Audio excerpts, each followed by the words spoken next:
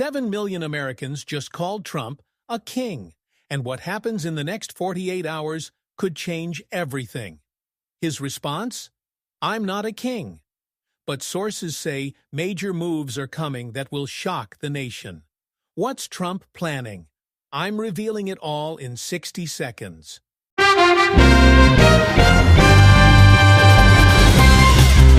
Welcome to Politics Tribune.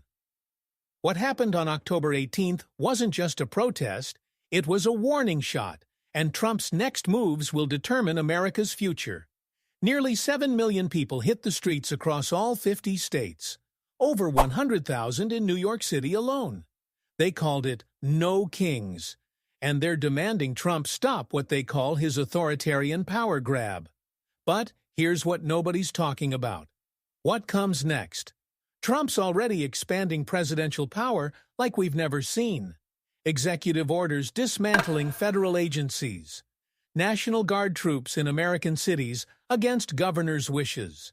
He's even calling for prosecutors to target his enemies.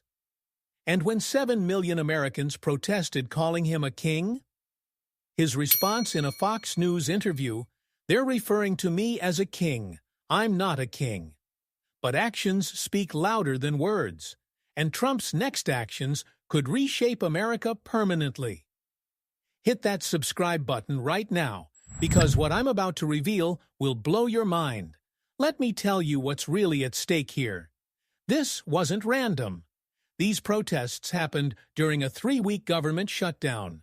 Federal workers aren't getting paid. Services are frozen, and Trump's showing no signs of backing down. The NYPD reported 0 arrests in New York. Chicago, peaceful. LA, peaceful. These weren't riots. People wore Revolutionary War costumes and inflatable dinosaurs to emphasize the peaceful nature. But Republican leaders activated the National Guard beforehand. Texas Governor Greg Abbott, Virginia Governor Glenn Youngkin. They claimed potential violence. Democrats called it suppression tactics. House Speaker Mike Johnson labeled these Hate America rallies and claimed protesters were Marxists, socialists, Antifa advocates.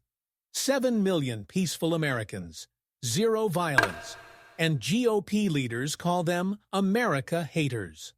Senator Bernie Sanders told protesters, "We have a president who wants more and more power in his own hands and in the hands of his fellow oligarchs." So, what happens next? Let me break down what's coming in the next 48 hours and beyond. What's coming next? The critical timeline. First, Trump's about to make his biggest move yet. Sources close to the administration say he's planning to expand executive authority even further. We're talking potential martial law provisions in certain cities. Broader use of the Insurrection Act. More National Guard deployments. Why now? Because 7 million protesters just showed him massive opposition, and Trump doesn't back down when challenged. History shows he doubles down. Second, the government shutdown battle is reaching a breaking point. Republicans and Democrats are deadlocked. Federal workers are about to miss their second paycheck. Programs millions of Americans depend on are hanging by a thread. Will Trump use the protests as justification to declare a national emergency?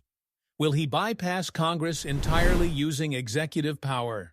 That's not conspiracy theory. That's a real possibility officials are quietly discussing. Third, watch what happens with the National Guard. Several Republican governors had troops on standby for peaceful protests. Now that the protests happened without violence, will those troops go home? Or will governors keep them activated, claiming ongoing threats? Because here's the scary part. Once you normalize military presence in American cities, it's hard to pull back. That's how temporary measures become permanent. Fourth, the protest movement itself is at a crossroads. 7 million people marched on Saturday. Historic numbers. But what happens Monday, Tuesday, next week? Can organizers convert this energy into sustained political action? Voter registration drives that actually flip districts. Primary challenges against Republicans and Democrats who support Trump's power expansion. Economic boycotts that force corporate America to take sides. Or does this fizzle out like so many protest movements before it? Fifth, and this is crucial, international reactions are accelerating. Protests happened in London, Berlin, Madrid, Rome, Toronto. America's allies are watching closely. China and Russia are watching even closer. When the world sees 7 million Americans protesting their government, they see weakness. They see division. They see opportunity. Will China make moves on Taiwan while America's distracted? Will Russia push harder in Eastern Europe? Will Iran accelerate its nuclear program? Adversaries exploit American chaos. That's Geopolitics 101. Let me ask you, do you think Trump will back down after these protests, or will he escalate? Comment, back down or escalate below.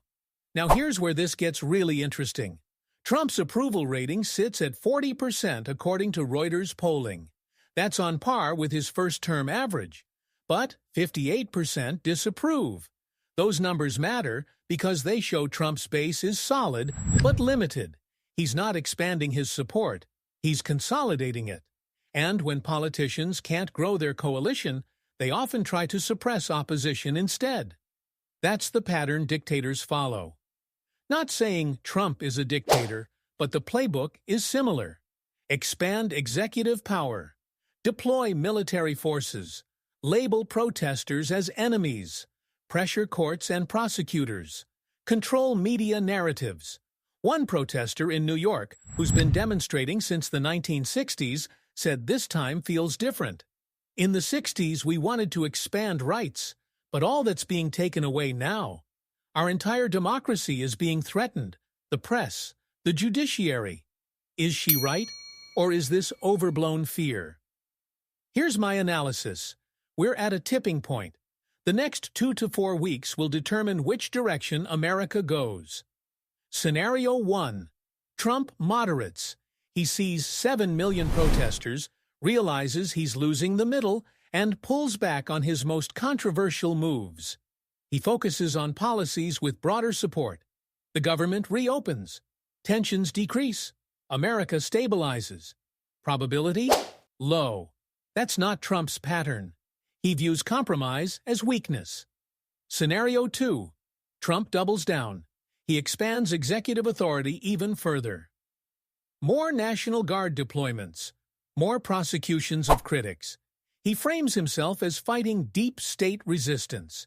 His base rallies harder. Opposition grows angrier. America becomes more divided. Probability? High. This matches Trump's historical response to criticism. Scenario 3. Constitutional crisis. Trump makes a move that courts or Congress block.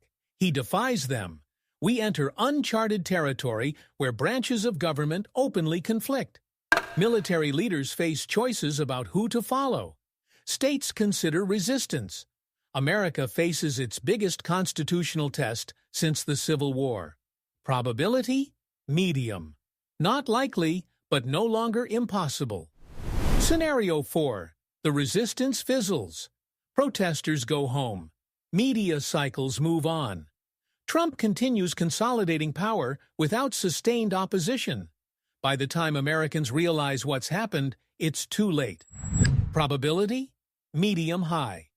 This is how democracies usually die. Not with a bang, but with a whimper. Which scenario do you think will happen? Comment 1, 2, 3, or 4. Let me acknowledge the opposing view. Trump supporters argue he's not expanding power. He's using power Americans elected him to use. They say he won legitimately and has a mandate for major change. Previous presidents expanded executive authority too. Obama, Bush, Clinton, all did it. They view these protests as coordinated political theater by left-wing organizations trying to undermine a democratically elected president. They point out Trump's first term ended peacefully with a transition of power, proving he's not a dictator. And frankly, some Americans are tired of protests. They want stability. They want government to function. They see constant demonstrations as contributing to chaos, not solving it. Treasury Secretary Scott Bessent called protesters the farthest left, the hardest core, the most unhinged. That's the administration's message. Ignore them, they're extremists. Those are fair points. But here's what I see coming. Whether you support Trump or oppose him, the next few months will be unlike anything America's experienced in modern times. We're heading into uncharted waters, a president expanding executive power, millions of citizens actively resisting, states potentially defying federal authority, courts making decisions about constitutional limits, military forces potentially caught in the middle. This isn't normal political conflict. This is a fundamental struggle over what America is and what it will become. One protester held a sign saying, "We protest because we love America and we want it back." Another held, "Democracy, not monarchy." Those aren't just slogans. They're competing visions for America's future. So what should you do? What should everyday Americans do right now? First, stay informed. Don't rely on one news source. Watch what actually happens, not just what people say is happening. Actions matter more than words. Second, get involved locally. National politics feels overwhelming, but local and state politics is where real power often lies. School boards, city councils, state legislatures, that's where you can make immediate impact. Third, know your rights. The Constitution protects peaceful protest, free speech, and freedom of assembly. Don't let anyone tell you exercising those rights is un-American. Fourth, demand accountability from your representatives. Republican or Democrat, they work for you. Call them, email them, show up at town halls, make them explain their positions. Fifth, prepare for volatility. The next few months could bring rapid changes, government shutdowns, policy whiplash, GL tensions, economic uncertainty. Have a plan. Build community connections. Don't panic, but don't be naive either. Here's my final question, and this is the most important one. 5 years from today, what will America look like? Will we still have peaceful transitions of power? Will courts still check executive authority? Will citizens still protest without fear? Or will we have crossed lines we can never uncross? Because that's what's really at stake. Not Trump, not Democrats, not this protest or that policy. It's about whether America's democratic system survives intact. 7 million people marched on Saturday saying it's under threat. Millions more believe it's being protected. The truth? We're all about to find out together. Drop your honest thoughts below. Where do you think this is heading? What do you think happens next? I'm your host at Politics Tribune, and I'll be covering every twist and turn as this historic moment unfolds. Stay sharp, stay engaged, and never assume democracy protects itself. See you in the next one, and trust me, there's a lot more coming.